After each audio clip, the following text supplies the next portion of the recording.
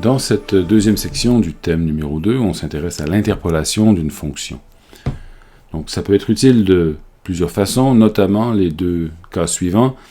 Si on sait comment calculer une fonction de manière explicite, mais que le calcul est très lourd, soit par exemple que cette fonction est le résultat d'un programme extrêmement complexe, de plusieurs intégrales, et ainsi de suite, de sorte que son évaluation est difficile, demande beaucoup de ressources, à ce moment-là, on pourrait être intéressé à représenter la fonction différemment, c'est-à-dire d'échantillonner la valeur de la fonction en un certain nombre de points et d'utiliser une interpolation pour tous les autres points dans l'intervalle.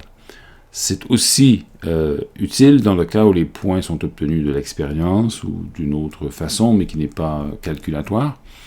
À ce moment-là, on suppose que la fonction ou que les points obtenus représentent une certaine fonction qu'on ne connaît pas, mais qu'on voudrait être en mesure de manipuler, par exemple calculer les dérivées, faire des intégrales, et ainsi de suite. Alors à ce moment-là, il est pratique de construire une fonction qui passe par les points, sans nécessairement avoir un modèle précis pour cette fonction, c'est-à-dire que ce n'est pas un lissage au sens qu'on n'a pas de modèle précis, raisonné pour pouvoir lisser les points de données, mais qu'on veut simplement avoir une fonction continue qui puisse le faire, sans réfléchir à un modèle de lissage.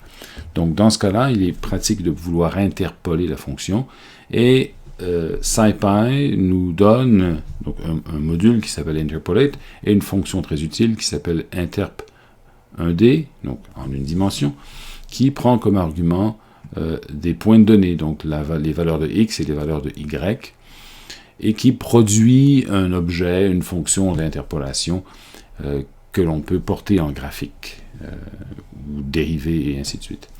Donc, cette fonction d'interpolation, enfin, c'est-à-dire cette fonction interp1d, prend des arguments optionnels qui vont spécifier le type d'interpolation que l'on désire faire. Donc, interpolation linéaire, basée sur les plus proches valeurs de la grille, basée sur des paraboles, donc quadratiques ou cubiques. Donc, la fonction ou l'interpolation cubique correspond à ce qu'on appelle généralement les cubiques raccordés, ou en anglais cubic splines, et c'est la façon la plus courante d'utiliser l'interpolation. Donc voilà, voyons voir comment ça fonctionne ici. Alors je commence par ici me générer une fonction artificielle. Donc ici c'est une lorentzienne. J'ai décidé de définir une fonction f de x avec un paramètre a. Donc on reconnaît d'après cette forme que c'est une fonction lorentzienne qui est centrée à la valeur x égale a et qui a une valeur maximale de 1. On échantillonne cette fonction dans un intervalle, l'intervalle de 0 à 10 dans ce cas-ci, donc je me trouve à définir L égale 10, je définis une grille uniforme de points dans cet intervalle de 11 points dans ce cas-ci. Je suppose que le centre de la lorentzienne est situé à 3.2, j'évalue la valeur de cette fonction sur les points de grille, donc ça me donne un tableau Y. Et là, je vais utiliser cette fonction interp1d pour créer un objet ici, qui est une fonction d'interpolation que j'appelle finter. Donc je lui donne à cette fonction interp1d les arguments suivants, les points de données, donc les valeurs de x dans un tableau NumPy, les valeurs de y, et le type d'interpolation que je veux utiliser. Dans ce cas-ci, je vais commencer par une interpolation quadratique. Ce que je fais ensuite, c'est essentiellement de définir une grille contenant beaucoup plus de points pour faire un graphique, donc 200 points dans le même intervalle, xi.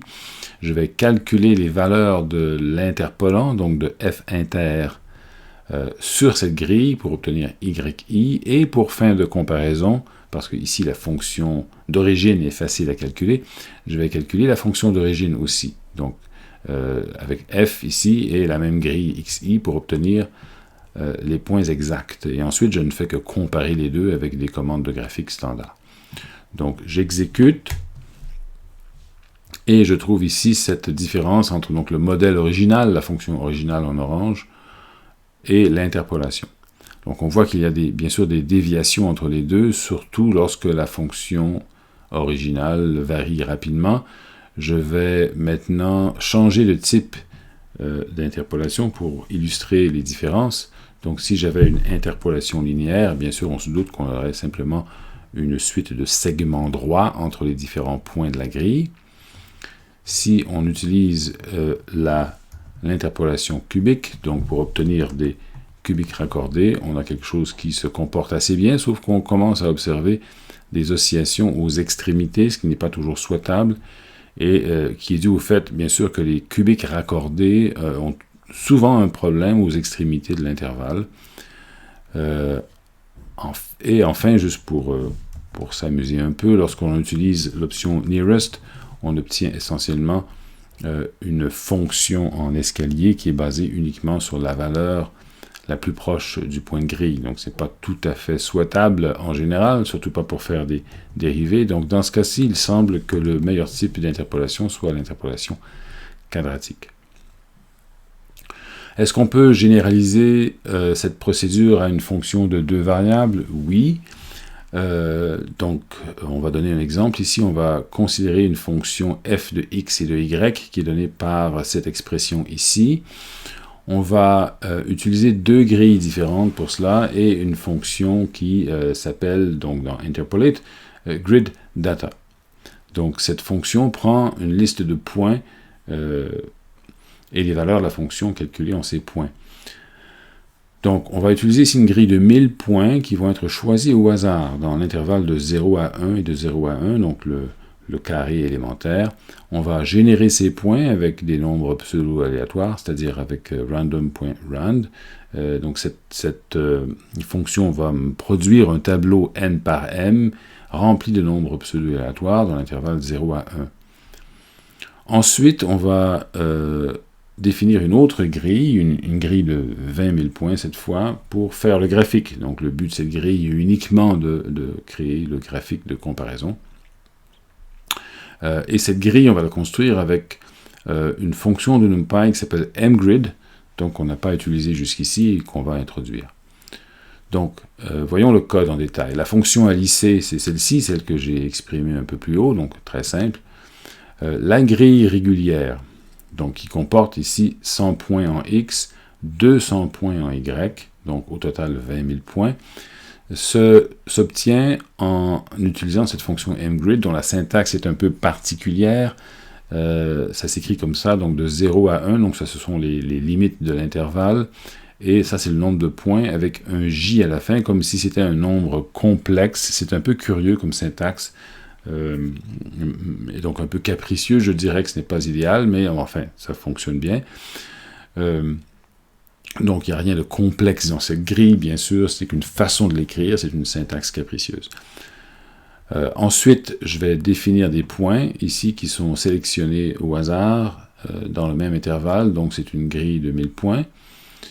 J'ai mis ici, donc j'ai mis 1000 par 2, hein, donc autrement dit, j'ai 1000, c'est un tableau, une matrice qui comporte 1000 rangées et 2 colonnes, donc les 2 colonnes sont simplement les coordonnées en X et en Y des 1000 points. Les valeurs maintenant de la fonction à ces points aléatoires, donc les valeurs sont bien sûr données par ceci, donc je calcule les valeurs, simplement en donnant ici comme argument à la fonction f le tableau des valeurs de X et le tableau des valeurs de Y. Donc maintenant, je vais créer mes graphiques. Donc premièrement, je vais calculer la fonction f aux valeurs de la grille x et y que qui comporte 20 000 points, donc la grille définie pour faire un graphique essentiellement. Notez que j'impose ici une transposée, tout simplement parce que normalement, cette grille de points aurait les valeurs de x, disons, les valeurs de x seraient les différentes rangées et les valeurs de y seraient les différentes colonnes, mais comme je veux que x soit l'axe horizontal et y l'axe vertical, je dois transposer la matrice et définir ici, bien sûr, l'étendue du graphique. Donc, parce qu'ici, bien sûr, imshow ne fait que me donner une image des points sans connaître effectivement les bornes du graphique. Donc, cela me donnerait les valeurs originales de la fonction. alors qu'ici je fais un graphique de l'interpolation que j'ai obtenue. Donc pour calculer cette interpolation, je vais utiliser cette fonction grid_data. Je lui donne les points aléatoires, donc les 1000 points pour lesquels j'ai les données, donc les points, les valeurs à ces points-là, donc ce sont les deux premiers arguments de cette fonction grid_data. Ensuite, je lui donne une liste de points auxquels on doit calculer l'interpolant, ce sont les points de graphique, x et y majuscules, et ensuite la méthode utilisée pour l'interpolant. Donc là, il y a plusieurs méthodes possibles, ici j'en illustre 3, donc je fais en fait plusieurs graphiques. C'est pour ça que j'utilise la commande subplot ici pour faire différents graphiques. Donc le premier graphique, c'est la fonction originale. Le deuxième graphique, c'est obtenu avec cette méthode nearest qui va aller chercher la valeur de la fonction au point de grille le plus proche du point de calcul. Ici, j'ai l'approximation linear qui va essentiellement construire à partir de 3 points de la grille un plan.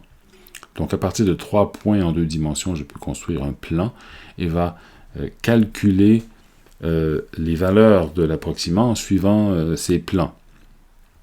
D'accord, donc c'est l'équivalent ou la généralisation d'une interpolation linéaire en une dimension vers un système à 2 dimensions.